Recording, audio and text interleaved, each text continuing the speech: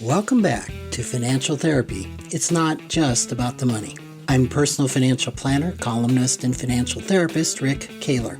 Research tells us that 90% of all financial decisions are made emotionally, not logically. For nearly 4 decades, I've been helping people make better money decisions. So what makes my financial worldview different from most financial experts? I blend the nuts and bolts of financial advice with the emotions that drive making them. Good money decisions are not just about the money. So let's get started with today's episode.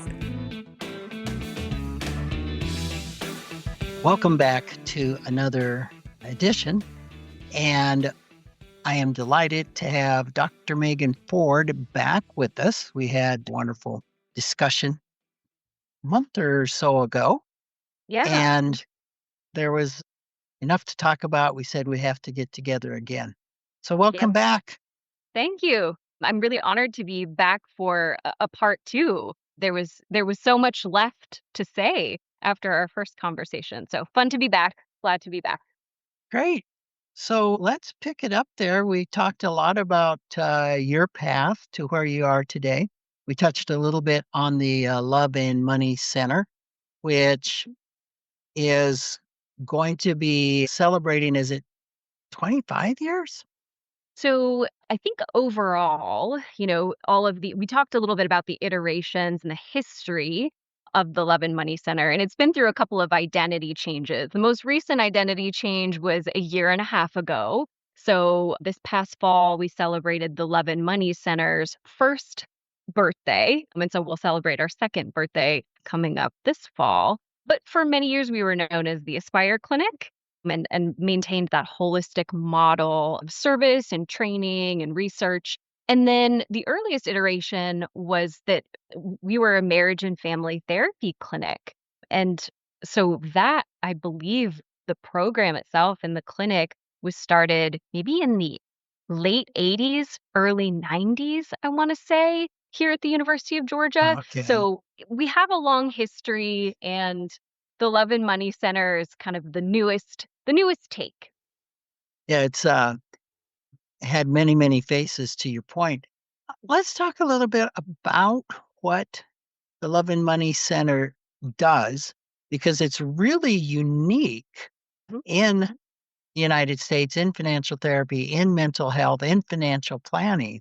Yeah. And I'm guessing probably a cutting edge, maybe a leading edge example of what's going to become more normal. But talk a little bit about what it does.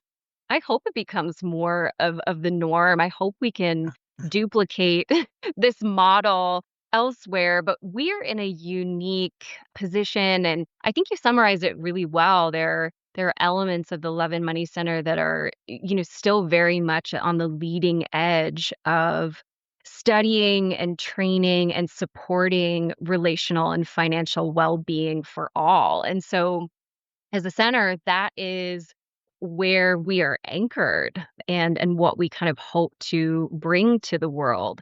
It's kind of standing on the shoulders of many faculty who came before me and, helped to walk this path and pave the way for what we do now. So they deserve a lot of credit and acknowledgement for, their efforts in putting us where we are today. But where we focus are sort of these 3 pillars.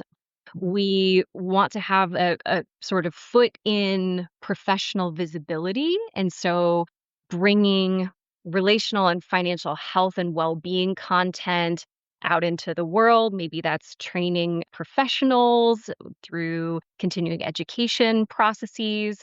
I have my own YouTube video series where I do author talk. I'll have to have you on one of these days because you've authored many of our textbooks that we use and our courses in financial therapy. So we might have to talk about that at some point.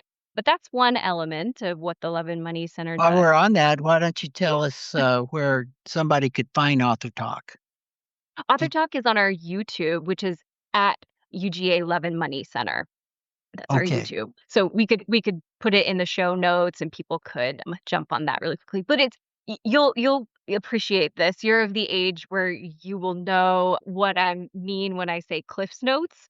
Author talk was really not everybody will know what that means, but basically, like, quick, brief conversations that really get at the heart of writing and authorship around financial therapy, financial psychology, relational and financial well-being, and helping, spread the good news and the word about those authors and the work that they're bringing to the world. So that's kind of, it's fun, it's brief, it doesn't take up a whole lot of time. I know attention spans and time for people are limited, so that's kind of the idea behind Author Talk. But that really does connect to one of the goals that we have as a center around, professional visibility and training and kind of, talking with media. So that's a piece of it. Another piece is community engagement. And that is our world of service and training undergraduate and graduate students in these unique models and perspectives of financial therapy, behavioral financial planning. And so at the Love and Money Center, we have students who are financial planning students, and we have students who are marriage and family therapy or couple and family therapy students. And they are working towards their respective degrees. They're training in our environment.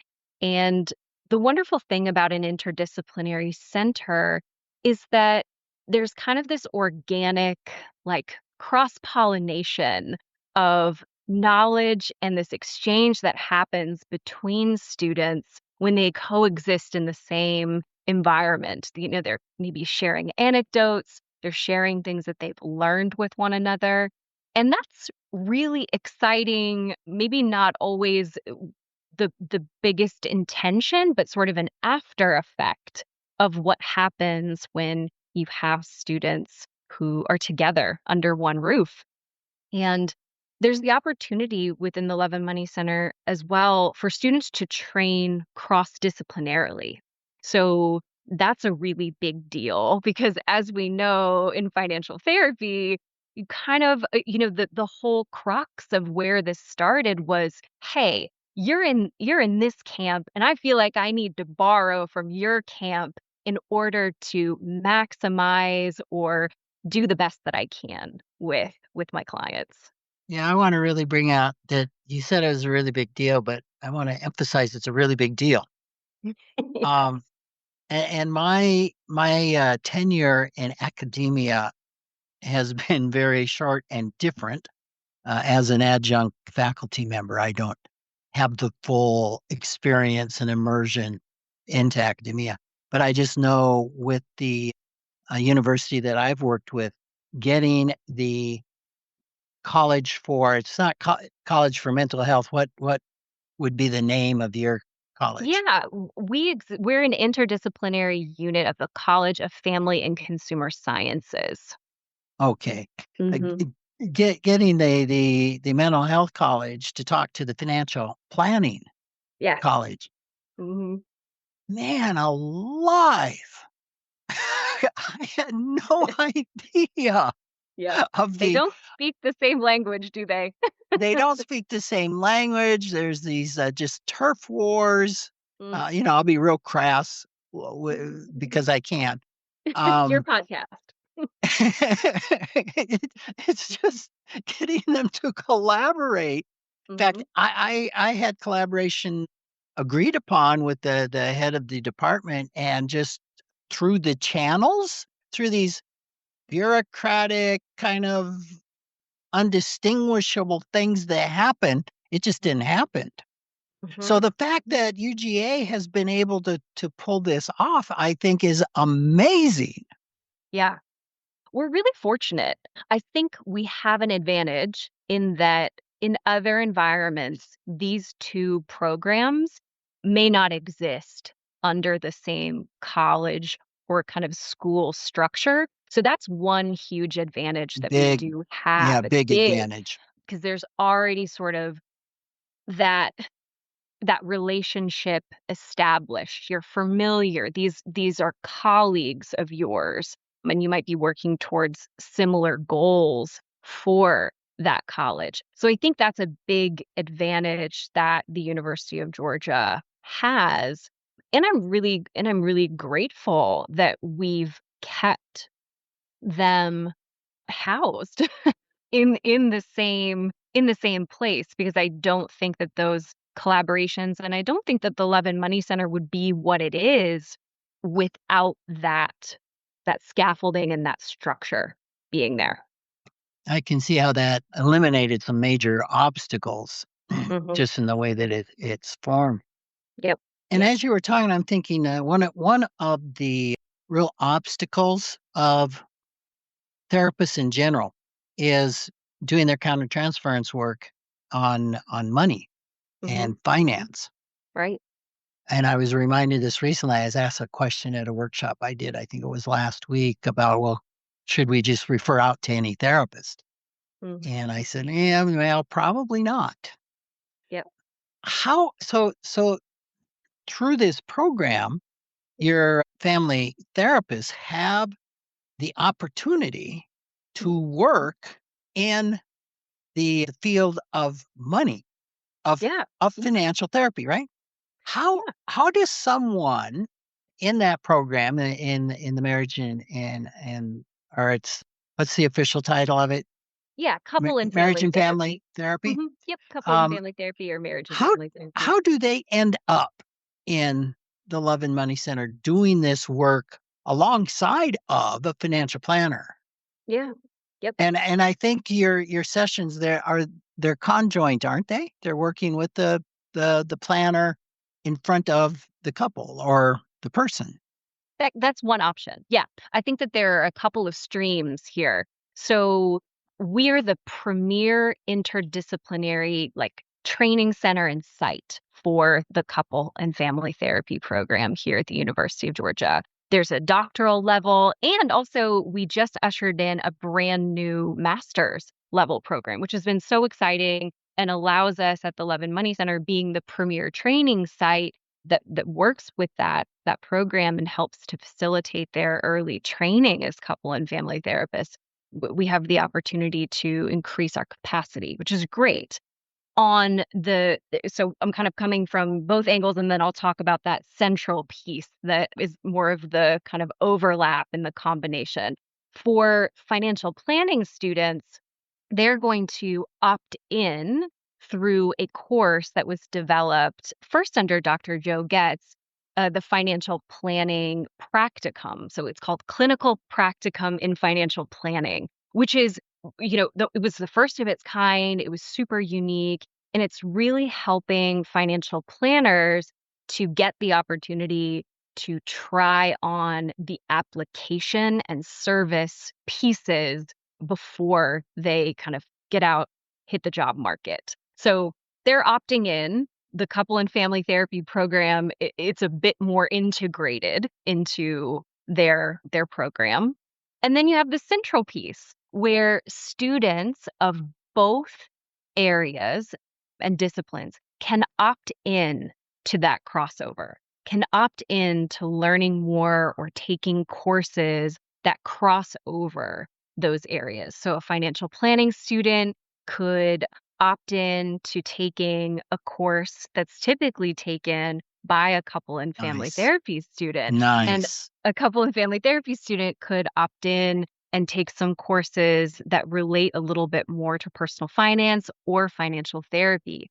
And what you started talking about was this beautiful opportunity that when they are in the Love and Money Center training and working with real life clients from the community who really need maybe both professionals to be present in the room, which is a model of financial therapy that you talk a lot about in the writing that you've done. We bring that to them. We bring that opportunity to these students and to these clients, wherein if there is some type of, concern that starts in kind of one stream or the other stream, maybe it's a financial planning client at the Levin Money Center who's really struggling with conflict with their partner or really struggling with some psychological or emotional blocks concerning money. The financial planner, I'm using my hands kind of like a puppet show today, I realize. The financial the financial planner over here can call upon one of the couple and family therapy students to consult, to collaborate, just sort of depending on the nature of the situation would dictate maybe how involved that complementary professional is in the situation. But there's the opportunity, as you said, for them to both sit in the room together and help that client or clients to address what is, what is affecting them. So in this practicum for financial planners that they can opt in, it's an elective, I'm guessing. For the most part, yes. There are some students who would take that as a requirement, depending on kind of which track in the program. If they're a behavioral financial planning slash financial therapy student, it's one of the requirements. Oh, nice. Yeah. They're in the program and they are now meeting with a client from the community, a real person, Yep. and they're doing one-on-one financial planning with them. Mhm. And then they run into something emotional, which probably would be Always. within the first 10 minutes. Yep. Yep. They sit down and water works, and the financial planning student is frozen in place, not knowing what to do. So they can reach out and do a consultation collaboration with a marriage and family therapy student, That's right. or they can maybe together decide Mhm. that they'd be in the meeting together. Yep. Yep.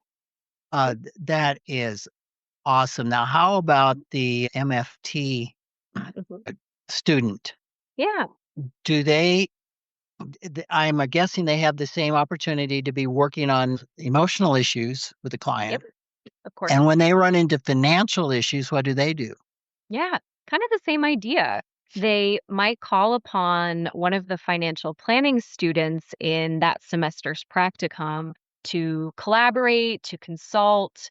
It could be a really isolated, financial question, and they just need some additional information. Like that's one variation of what happens. The client is stressed about a pretty narrow issue, but there's also stuff that happens where couples come in, they're in conflict, and a lot of the conflict centers around financial decision making, financial concerns, maybe economic stressors. And then, the couple and family therapy student may not be as familiar with that territory. They're training to kind of manage or help to resolve some of the underlying concerns around the conflict and what might be, you know, leading to that, the dynamics that might be there. But sometimes, as we know, it's really helpful to have a planner in that scenario who can sort of point the couple in a particular direction and maybe infuse a little bit of that knowledge around money. So I think I'm hearing that they start off the engagement with the consumer with with one or the other. It's not being billed as this is financial therapy.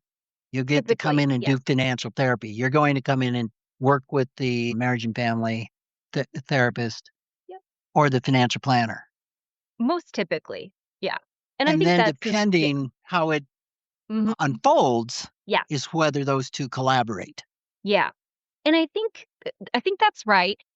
And what we're working towards is kind of next steps, right? Next steps are we really want students here at the University of Georgia to study, have the opportunity to study financial therapy and not just come from, which has been like the perpetual pathway into financial therapy, which has pros and cons, as we know, coming in from one area or the other area, and then sort of like landing in the middle through more adoption or knowledge or bringing in that other set of skills. What we really want to do in this next kind of phase is train students specifically in financial therapy as its own unique knowledge base, competency base, and practice. That's really like, if that happens, I feel like I can retire at that point. I feel like I've hit the pinnacle at that moment then. Well, and that's the direction that your colleague Christy Archuleta Mhm. and yourself have been nudging the Yep. Financial Therapy Association in how we approach this discipline of financial therapy, that the vision is what you just articulated, that it become its own discipline, Right. Right. that there'll be a degree, a Hmm. whether it's master's or undergrad or both, in financial therapy Yep. someday. Yep. How far away are Ooh. we from that happening? I would say closer than you might think. Without being, things move slow in academic settings. No. It's an understatement. Really? It it's true. It's true. Things don't move as fast as you might like them to, many of our chagrin, but we're closer than you might think. And I think that the University of Georgia in particular, because of the Love and Money Center existing, because these two programs exist in, again, under that same college structure, we have a leg up in that way. Yes. Yeah, I see that, more clearly than I've ever seen it, Okay, with good. UGA specifically. That never Hmm. clicked with me that it was in the same college. Yeah, yeah. Yep. And I Makes can see where it can happen at UGA. Probably you'll be the first, is my guess, just because the one huge obstacle is out of the way. right, right. And you've Absolutely. come out with your, I think it's 15-hour life planning, financial therapy certificate? We have a graduate certificate like a few other universities do. Ours is in behavioral financial planning slash financial Okay. therapy. So it's kind of a long name, but yes, it's a graduate certificate. And it's also a track that students who are here on campus can take as well. So it's an online or an More on-campus in purpose. experience. Hmm. Yeah. Well, you think it'll happen in 5 years? Oh yeah, yeah, you can quote me. I'm guaranteeing that we'll be there in 5 years. Yep. You just got quoted. I just put it out there, so I gotta make it happen, right? That I'm that holding is a myself little accountable. quicker. I was probably thinking 10, Mm, but maybe yeah. it's at 10 at your normal university. I don't know. But Yeah, that's yeah. pretty exciting. Going back to the center, how do you recruit people to be Mhm. the words coming up for me is guinea pigs, and that's not a very good word. Yeah. How do we engage our consumers? Yes, that Yeah. is much, much more professional. I've heard it's one of my gifts sometimes. To offer a reframe. Um, Yes. so we are able to recruit clients through many different kinds of channels and pathways. And I would say to add on, it's not that we're not doing financial therapy already. We are doing a version of financial therapy in the Love and Money Center. And I think that the point is to just kind of take that a step further, amplify it, and really be super like purposeful about that training. And the But way that you're doing yeah. financial therapy, it hits me as very real, because right Mhm. now people Mhm. are coming to their therapist or they're coming to their financial planner, and then you inevitably run into the issue. Yeah. So training the disciplines now in how to make that referral, how Mhm. to work together, how to collaborate. I mean, that's very real world That's true. today and That's how true. how it happens. Yeah. You offered your own reframe, which is great because I think Oh, that that's good. absolutely true. That's absolutely true. They do need to know because many of them will land in that home discipline and not necessarily in financial therapy. I hope that there's a group of them that will start to grow more and more into that kind of center place, financial therapy. But until then, you're right. They'll land in their home discipline and knowing more and having been exposed to a complementary discipline that can be really useful to tap into or refer to is a key skill, I think, Very much. going forward. So how do we get our clients?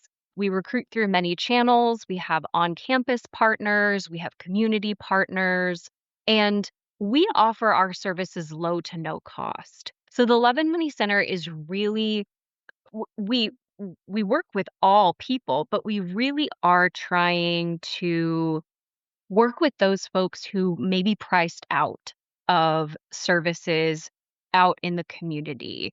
Specifically, financial planning services. Many low to middle income folks, and on the mental health side too, this is true.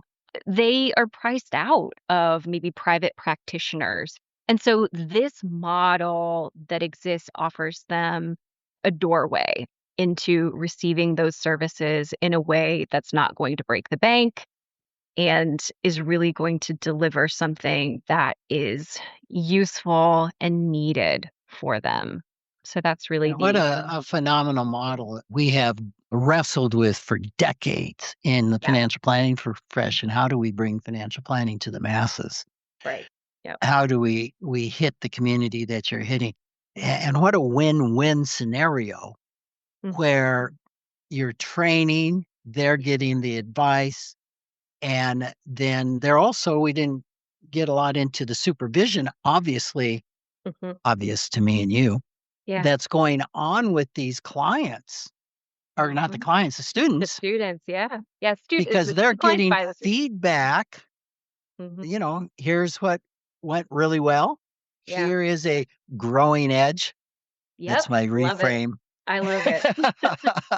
It's a great one.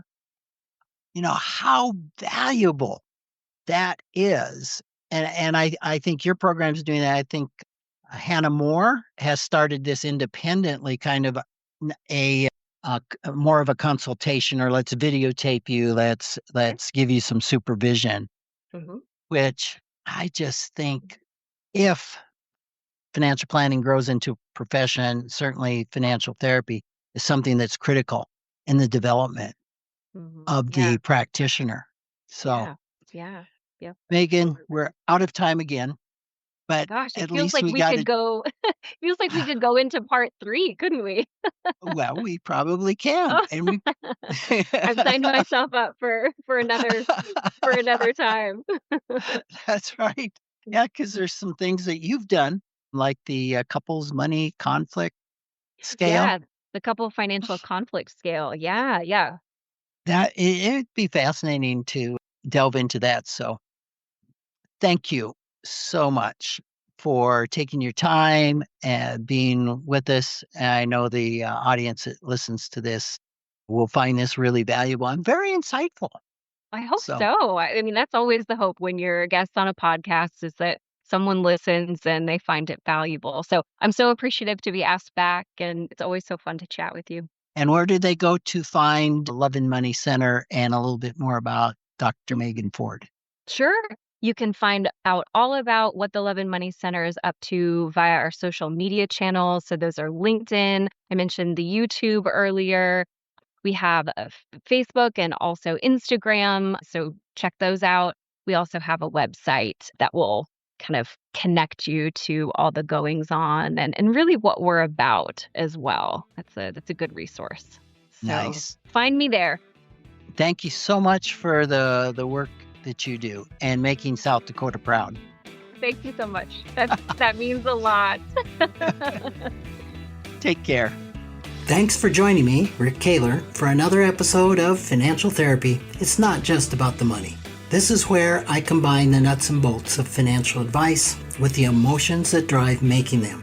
Remember, every financial behavior, whether it appears illogical to you or others, makes perfect sense when we understand the underlying beliefs, feelings, and thoughts. Sign up for my weekly blog at financialawakenings.com. I hope you'll join me again for our next episode.